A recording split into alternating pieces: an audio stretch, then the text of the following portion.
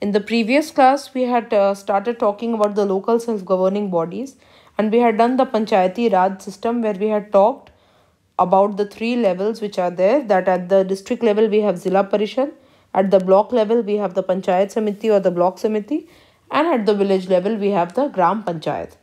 So today we are discussing at the basic grassroots level. So we are talking about the Gram Panchayat at the village level today. Now, first question that should come to your mind is, what is this Gram Panchayat and who are the members? How are they elected?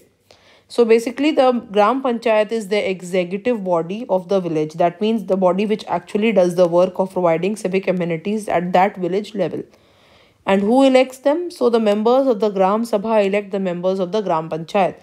And in the previous class, we had already discussed that the members of the Gram Sabha are basically all the village adults above the age of 18 who have a registered voters ID who are voting. They automatically become the member of that Gram Sabha.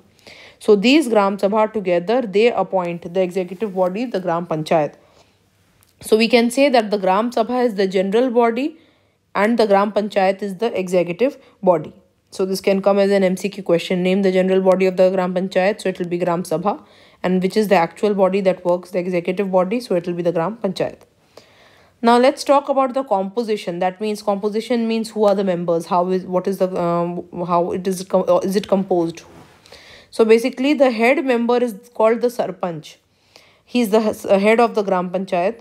And basically Sarpanch can either be elected directly by the district or the state, or he can be elected indirectly from among the members themselves of the Gram Panchayat. And in addition to the Sarpanch, they also elect a Vice Sarpanch.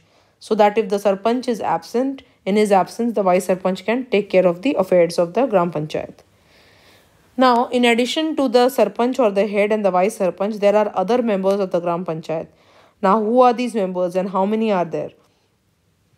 So basically the numbers of members of the Panchayat, they depend from state to state. And naturally, it depends on the population of the state. It can be anywhere between 5 to 31 members. So naturally, a big state like Uttar Pradesh will have more members in the Panchayat as compared to Tripura, which is a small state. So on an average, basically a Panchayat may have 5 to 9 members.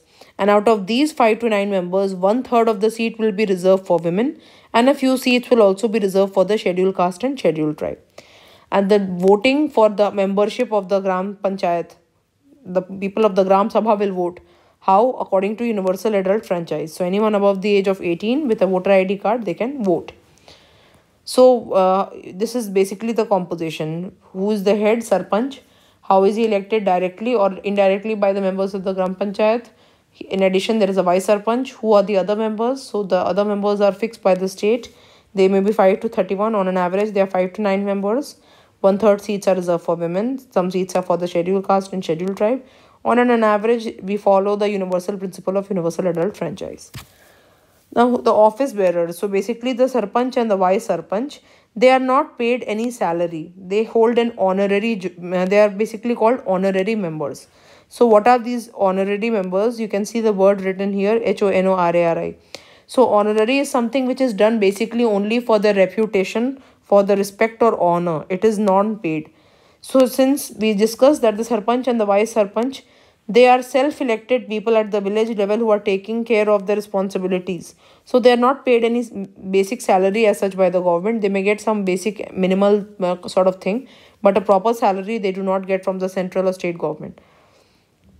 So in addition, there is a paid treasurer or a paid secretary or a treasurer who is appointed. So the state, the officer they appointed, he's called as paid secretary. He's called a secretary.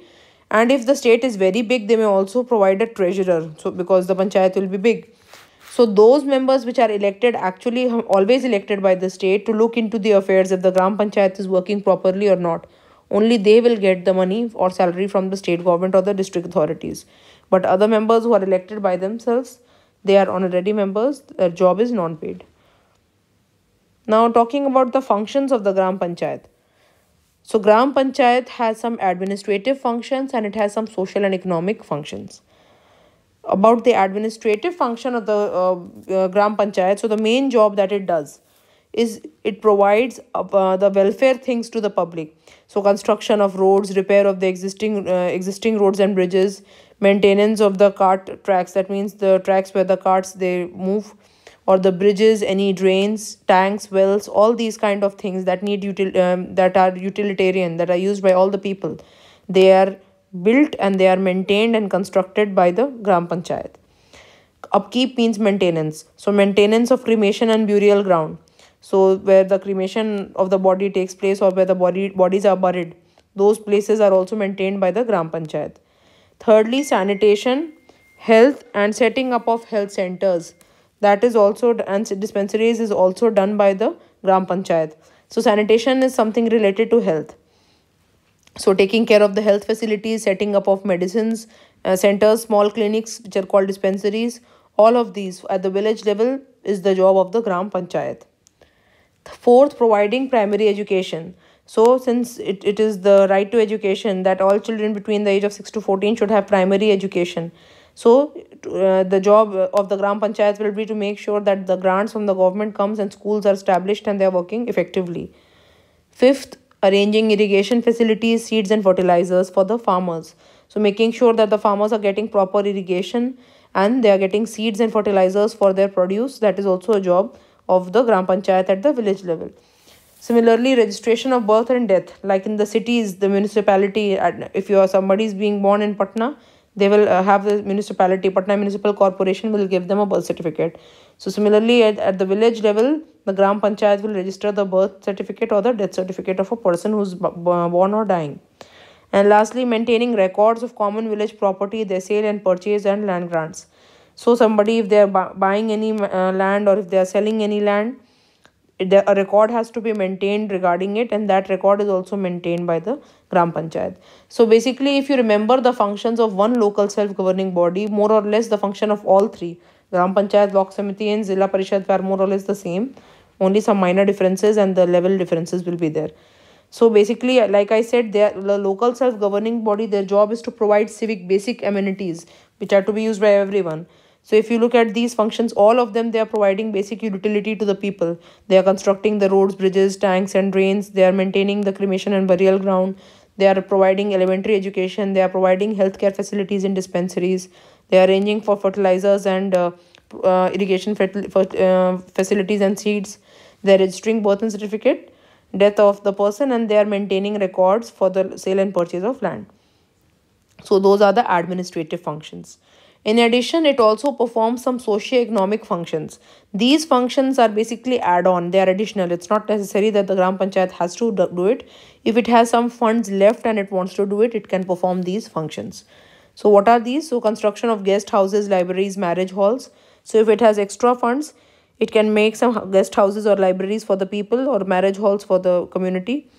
It can also organize melas at the village level, fair or mela, what is it called, or for some common exhibition. Basically, this can also be used as a source for raising money, because in the mela there will be swings, there will be people selling things, so that can also be used to raise money. In addition, from the money it has, it can plant trees, or it can construct more parks and gardens and playgrounds for the children. And it can establish fair price shops or cooperative credit societies. Fair price shops are basically shops where subsidized rate, at a very nominal and discounted rate, the food or other products they are sold. And for that purpose, they have cooperative credit societies. Cooperative means the people of the village, they come together and they decide to give loan or credit to the people who need it at a very minimal rate. So the gram panchayat can encourage such cooperative credit societies, so that people who need money, they can get money at a very nominal rate of interest, and they are not exploited in any way. So these are additional job that the gram panchayat can do, like construction of guest houses, libraries, or marriage halls, organizing fairs, melas and exhibitions, planting of trees, parks, gardens and playgrounds and for recreation. And lastly, establishing fair price shops so that people can get things at a very discounted and subsidized rate, and maintaining cooperative credit society so that loan is given to the people at a very fair interest rate. So these are the composition and the functions of the gram panchayat. So today we have basically discussed about the village level gram panchayat and how the membership is done by the members of the gram sabha, Who are the members of the Gram Sabha? So any adult above the age of 18 with a voter ID card is a member of the Gram Sabha, and these people, they appoint the member of the Gram Panchayat. So Gram Sabha is the Gram Sabha happens to be the general body, and the Gram Panchayat is the executive body. The head of the Gram Panchayat is Sarpanch, assisted by a vice Sarpanch. Other members, 5 to 9 members or 5 to 31 members are there. On an average, 5 to 9 members are there, including women and scheduled caste and scheduled tribes. The job of Sarpanch and Vice Sarpanch is honorary. They do not get paid. Paid secretary and treasurer are appointed by the state, who are given salaries, and they look into the working of the Gram Panchayat. The Gram Panchayat performs some administrative functions which are providing civic utilities such as construction of roads, bridges, maintaining burial grounds and sanitation, education and so forth. And it also performs some social economic functions which are additional. They may or may not be performed.